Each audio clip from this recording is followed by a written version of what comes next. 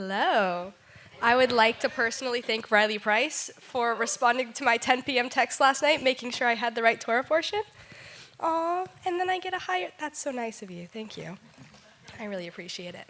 So, I really think the enemy was just attacking me with a lot of anxiety about coming and speaking with this Torah portion. I hope it was the enemy because otherwise I just have a lot of social anxiety that I need to deal with. So anyway, this is B'reisheet in the beginning. So it's the beginning of the Torah, and it starts with that phrase, right? B'reisheet Adonai, or Elohim, rather, created the heavens and the earth. And I just want to focus on just how cool that is for a second. God presents himself first as creative, as a creator.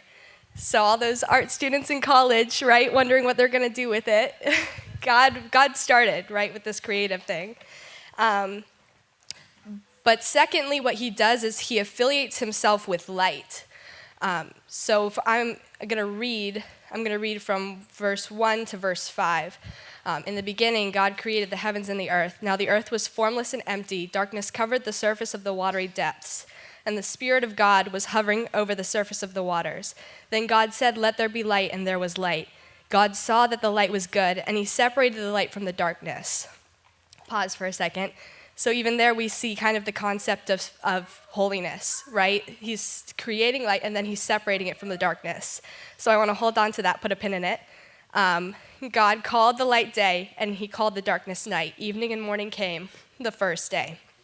So then he goes on, right, and he's creating the sky, he's creating dry land, but it's a full 3 days, right? It's not until day 4 that he actually creates the sun and the moon. And I think for the 21st century mind, it's like, wait a second, the sun is where the light comes from, so, and we have such a hard time with this, but I really think maybe to take a step back and not get so hung up on we get light from the stars, right, because the sun is also a star, and more focus on the fact that God created the light and he created the stars, right? That we would have light if we didn't have those things. And I think, if I can go on a rabbit trail real quick, sometimes there are things in our lives that are like, you are my sunshine, right? This is where we get our light from. And sometimes we lose those things, and it sends us into darkness, and we forget that we follow the God of light, a God who is light. And that's not to say that your pain isn't real, because it is so very.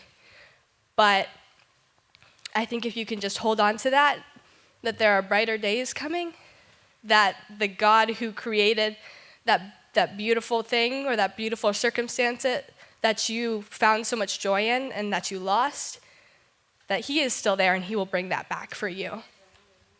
You've not lost the light because you've lost a star. So we're going to keep moving forward. He creates, right, the sun and the stars. He creates them to have dominion over the night and dominion over the day. And I think also kind of tracking on that, humanity had access to the God of light, full knowledge, full perfection and holiness. But then we see the serpent come along, right? And he says, did God really say, do you really trust that this experience that you've had, that this is the fullness of what you could have? And he suggested that the light had a darkness to it, that there was a dark side. And we believed it. We walked with God, and we still believed the snake that came up and said, but how do you know? Right? So they didn't trust the fullness of the light that they had, and by giving into that doubt that the serpent tried to plant in them, they introduced a darkness into themselves. Okay?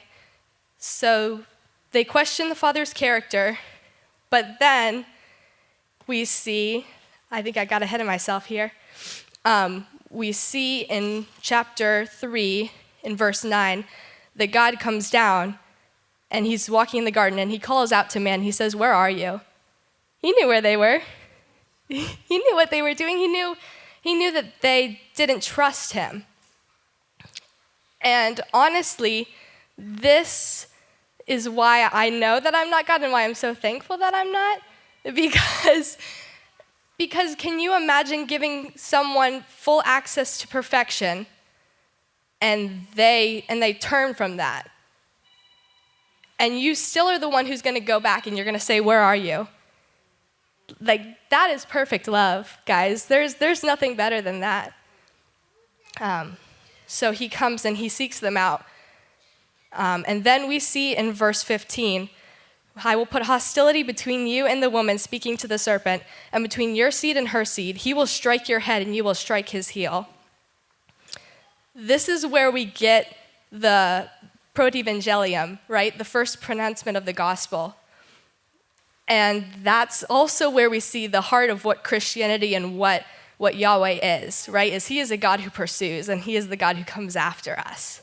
He doesn't leave us in the darkness because he is perfect light, and in him there is no shadow of darkness. So we see that as we go on, and we continue to see his interaction with Cain. First, his warning that sin is crouching at the door, that sin is ready to devour him. And then we see that in God's mercy to protect Cain, even in his punishment, right, as a wanderer. When Cain says, "No, dude, I don't want to do that. Are you kidding? Go out there by myself? There's like scary people out there. They're going to get me." And God says, again, Elise's God would be like, "Dude, you killed your brother. Like, the bro code, it's done. You murdered the bro code. Like, if they kill you, so what? Like, that's what you get." God protects him, even as the first murderer, right? It's just an interesting thing to think about, is how merciful God is, even as what you hear a lot of times, the Old Testament God, the God who, genocide. But how often do you see the mercy of God coming forward? And again, it's all about your perspective. And the Torah portion ends. I won't spoil it by talking for next week by talking about Noah, but the Torah portion ends with all of these generations of people who come and born and die, and humanity just kind of keeps falling more and more into the darkness. But then the last verse I just love. "Noah, however, found favor in the sight of the Lord," and that's where it ends. So there's that little up, right? There's at least one person that is holding on to light, that wants to pursue that. And I love that Christy brought up the woman with the alabaster jar. And I want to tie that in real quick, because if you look at the other Gospels, unless there were just a ton of ladies with alabaster jars pointed on Jesus' feet, in John, I think that's Mary, the sister of Lazarus. So she had seen that darkness of losing her light, a little bit of it. And then another gospel says the Pharisees are looking at her, crying on his feet and stuff. And they're like, if he knew who she was, he wouldn't let her touch him. And I think that comes back to what I was saying about a God who pursues and a God who reaches out, is that he was the perfect source of light. Everything that we could never be, have never been, other than maybe that little moment in the beginning, right? It is because he is the perfect light that he exposes himself to darkness. Because other than that, we're stuck, guys. Other than that, there's nothing. I want to close real quick. I don't want to take too long. I really like the Torah portions that have the Old Testament, and they have the little prophets in there, and they have a little bit of like the New Testament, and then you can kind of see the thread, right, that goes between them. So I cut out Isaiah for you guys. You're welcome. Even though I love Isaiah, it was very hard to do.